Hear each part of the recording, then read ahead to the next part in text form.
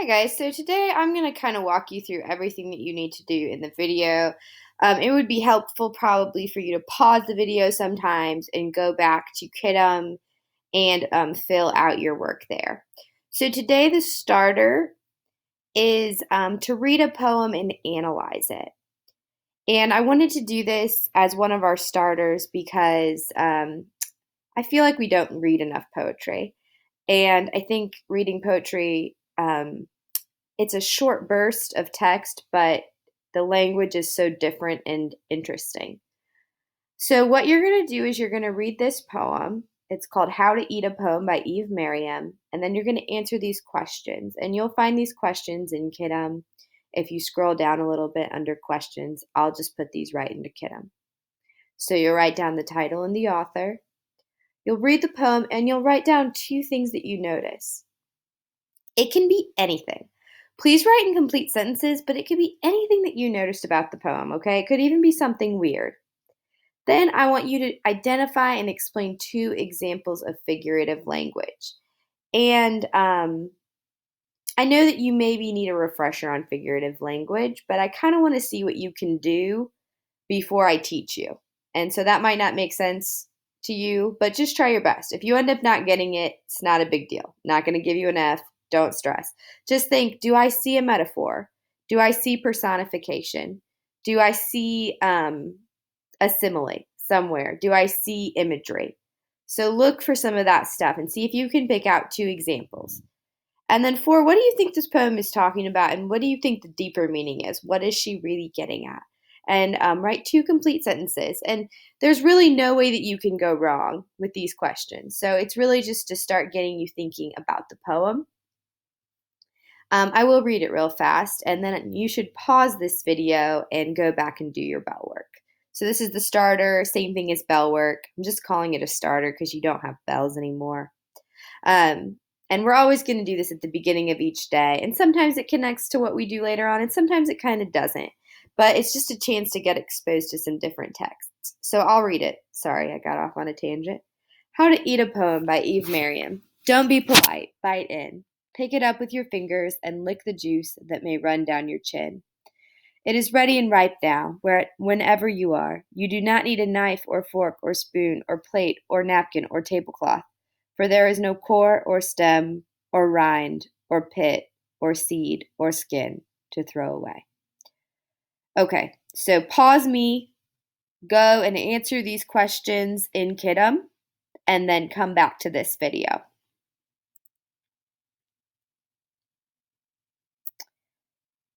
Okay, so you should be back. And the next thing that you're going to do is you're going to do the next lesson in Amplify. So yesterday you did lesson 1, today you're going to do lesson 2. And this lesson is about what details grab your attention. Before we do this, we are going to take some notes really fast. I'd like you to take out your composition notebook. If you would rather keep this in a Word document, you can. On a sheet of paper, you can, or in a notebook. I would really recommend a notebook. Let me make this bigger. All right, so what are vivid details? Vivid details are tools that writers use to help them paint a picture for their readers. They help you focus on a moment and they make things interesting. So, some examples of vivid details are sensory details, action, and dialogue. So, sensory details are how something looks, smells, tastes, sounds, or feels. Actions are what someone or somebody does in a story. And dialogue are what people say. And you can see what they say because usually they use quotation marks around the dialogue. So, again, you may need to pause the video and write down these notes. It's just this page of notes in your notebook. Once you've done that, you're going to go to Amplify. So sorry, I'm being weird when I talk. Today, the objective is to review the skill of focus. and to revise a part of your writing that you did yesterday about a moment that you enjoyed. Remember really quick that we get to amplify by going into Clever. The other thing I wanted to share with you, I don't know if you can see it. You want to try to use either Google Chrome, which looks like this, or Internet Explorer, which is a blue E, when you are trying to use Clever, especially the Internet Explorer at school. For some reason, that one works better. And then Amplify is this orange button. So once you're in Amplify, you'll be in the 8th grade. If you want to change it, you press this orange arrow. Perspectives and narrative. Welcome. No, not welcome. Cross that out. Get started. And we're on lesson 2. We should have done lesson 1 yesterday. So you are on lesson 2. And as you can see, there's 12 activities today. But not all of these are actually things that you need to turn in. So today you'll review the skill of focus and you'll revise your writing. It's just a little bit of revision today. Just like yesterday, I'm going to ask that you complete some vocab activities in the vocab app. You should complete 5 more. So by the end of today, it should say that you've completed 10 activities. I do want you to go ahead and do this scavenger hunt in the Amplify library. Remember that you, to get there, we'll go to the pancake. Looks like 3 pancakes on top of each other. And you'll go to library. And then you are going to look for books that you want to add to your favorites list. And how you can do that, wrong thing. Pancake, library.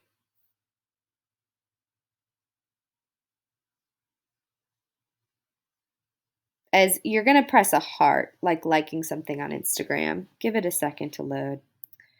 All right, so these are some that I favorited. You can see it has a little heart. So, for example, The Hate U Give. I've read this book before, and we might read this book in this class at some point. But say you want to read this book. I mean, it's very good. You would click favorite this book. Okay?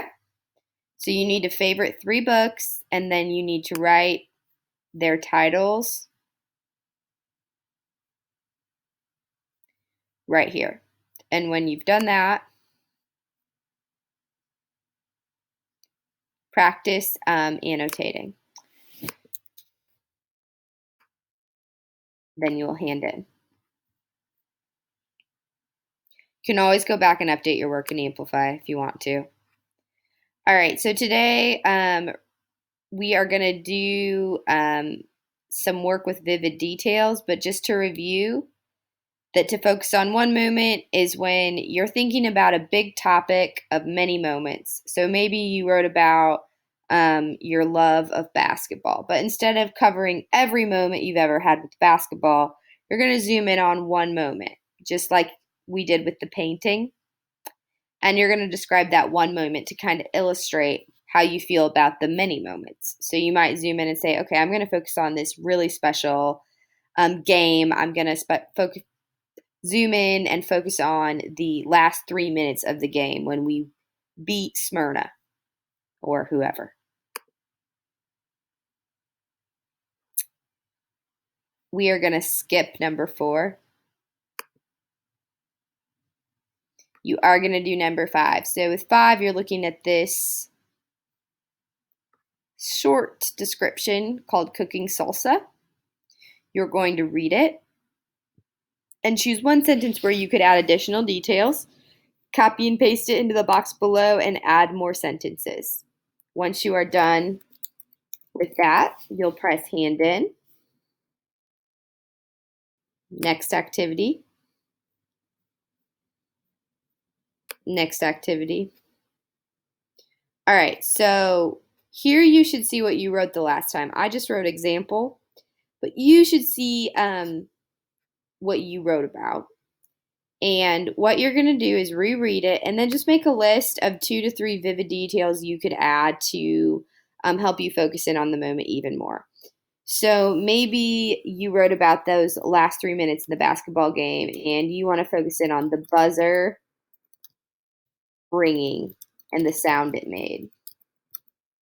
That could be one thing. And then you could think of two more things. It could be actions, sensory details, or dialogue. Next activity. We're going to revise. Make sure that down here you see there's a 1 and a 2, then you go to the 2. All right. So find one place in your writing. This is still that same writing where you can focus in on a moment. So you'll think about what you felt, what you thought, what you said, what you saw, and what you heard. And then you will add those vivid details to your original writing prompt, okay?